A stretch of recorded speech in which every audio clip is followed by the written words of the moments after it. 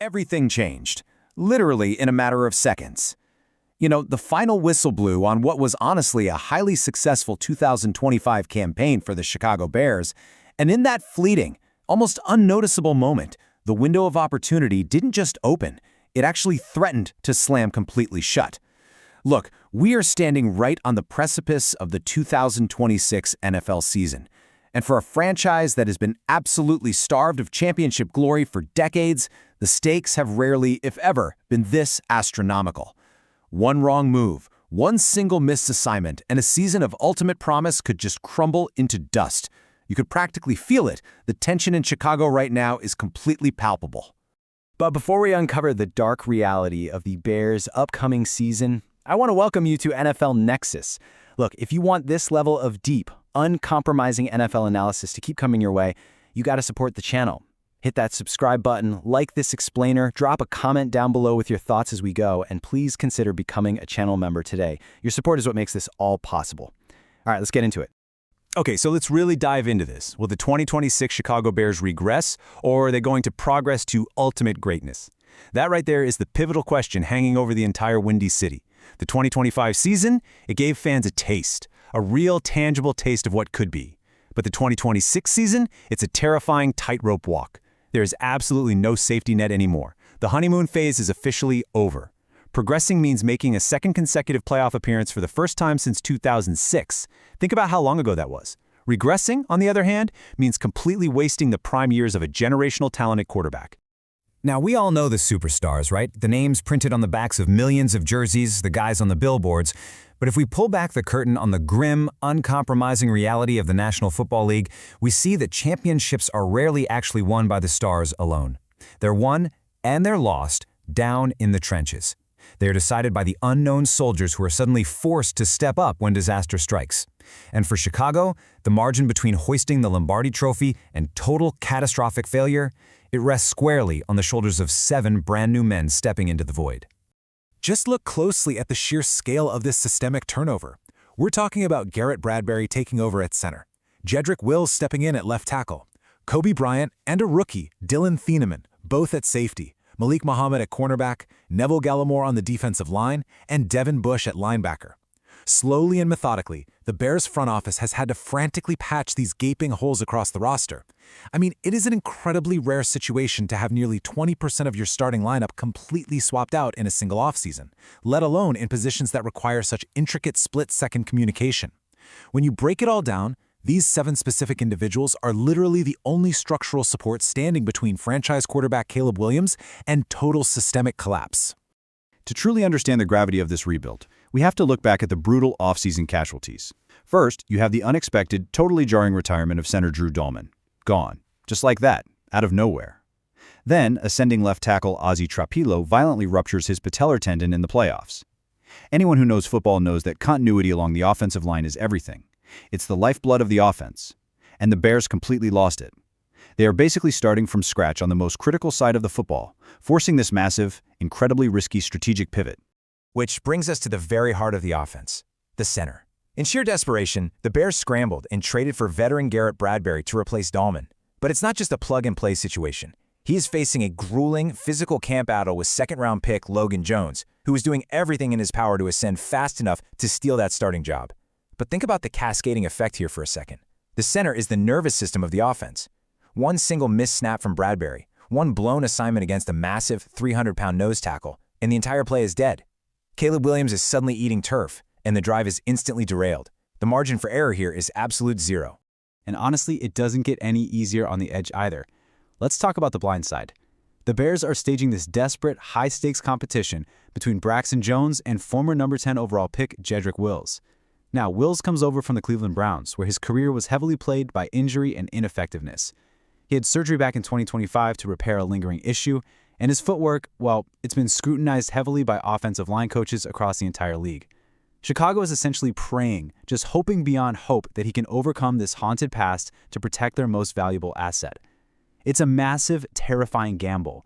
We're talking about trusting the blind side of a generational quarterback to a player who has spent way more time rehabbing than dominating over the last few seasons.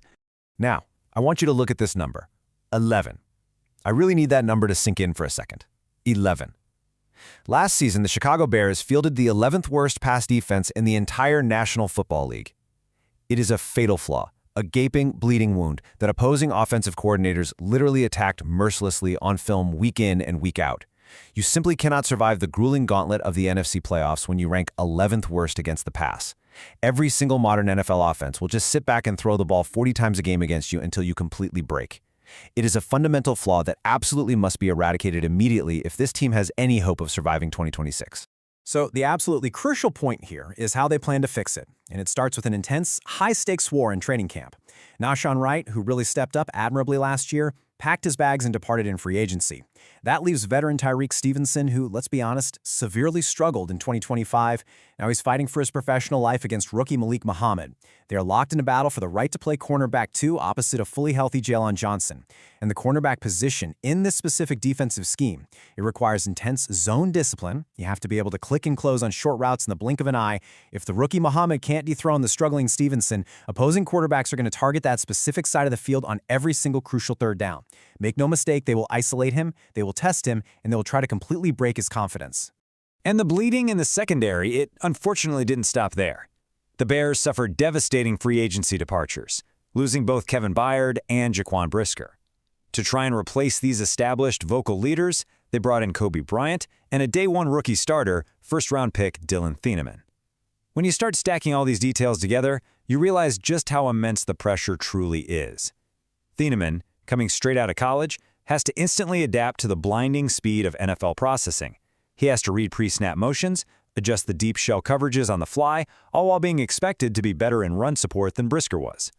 Meanwhile, Bryant has to seamlessly take over Byard's complex free safety role. Guys, these are massive, nearly impossible shoes to fill for a completely unproven duo trying to communicate in real time against elite, unforgiving offenses. 6. If you thought 11 was bad, well, this is actually the Bears' most concerning reality. In 2025, they were the 6th worst run defense in the league. Opposing running backs absolutely gashed them. They controlled the clock. They broke the defense's will in the fourth quarter. You cannot dictate the terms of a football game when you are the 6th worst at stopping the run. It's an analytical vulnerability that forces your own offense to constantly play desperate catch-up football. You end up having to throw out half the playbook just to stay alive in the game. Let's actually look at the granular statistics of why they were so bad right up the middle. Only one single interior defender, Gervon Dexter, posted more than 1.5 sacks. And both Dexter and Grady Jarrett, they struggled immensely against the run. So what did the front office do? They went out and signed defensive lineman Neville Gallimore. And yeah, sure, he had 3 sacks, but you have to look at the details. He had a putrid 45.8 Pro Football Focus run grade last season out of 100. That means he was consistently getting washed out of his gaps and completely failed to anchor against double teams. And standing right behind him, you have Devin Bush, a major offseason acquisition stepping in to replace Tremaine Edmonds after he was cut. Now, Bush definitely has that sideline-to-sideline speed, but his block-shedding ability is highly volatile. The big question is, can Gallimore and Bush truly stop the bleeding up the middle? Or are opposing offensive lines just going to wash them 20 yards downfield? But here is the craziest part of all of this. Forging an elite defense and desperately rebuilding the trenches, that is merely survival in the NFL. All of these granular roster moves we just talked about. Every grueling rep out there in training camp refining footwork and hand placement. Every single ounce of sweat spilled by these 7 new players, it is all just preparation. Preparation for an unavoidable, looming showdown that has the entire NFL holding its collective breath. Week 7, Thursday Night Football, October 22nd, Soldier Field. Look, I need you to mark your calendars and set your alarms right now because this is not just another random game on the midseason schedule. This is a rapidly approaching doomsday clock. This is the stage for what is easily the most highly anticipated electric matchup of the entire 2026 NFL season. This is the night where all the preparation we just talked about finally meets brutal, unforgiving reality. Because it all comes down to this. The #1 overall pick of the 2024 NFL Draft, Caleb Williams, going head-to-head against the #3 overall pick, Drake May. The Chicago Bears versus the New England Patriots. We are looking at a historic collision course between 2 absolute generational talents. This is a high-speed chess match between 2 quarterbacks who can process complex defensive coverages in literally milliseconds. And let me tell you, this isn't just about cross-conference standings. No, this is personal. This is 2 franchise saviors with a bitter, deeply unhealed score to settle under the primetime lights. 19-3. That scoreline is a deep agonizing scar for the entire city of Chicago. We got to rewind a bit to Week 10 of their 2024 rookie season. In their very first professional matchup against each other, Drake May confidently marched right into Soldier Field and orchestrated an absolute, undeniable blowout. The Patriots systematically dismantled Williams' Bears 19-3. Caleb Williams literally had to walk off his own home turf, completely defeated, watching his draft class rivals celebrate in his own stadium. That loss, it has been simmering, just burning in the background for 2 long years. And the tension between these two guys is built on some truly incredible parallels. Think about it. They are high school friends turned fierce, uncompromising on-field rivals. Actually, fun fact, rumor has it that Caleb still owes Drake $20 from a high school Madden tournament.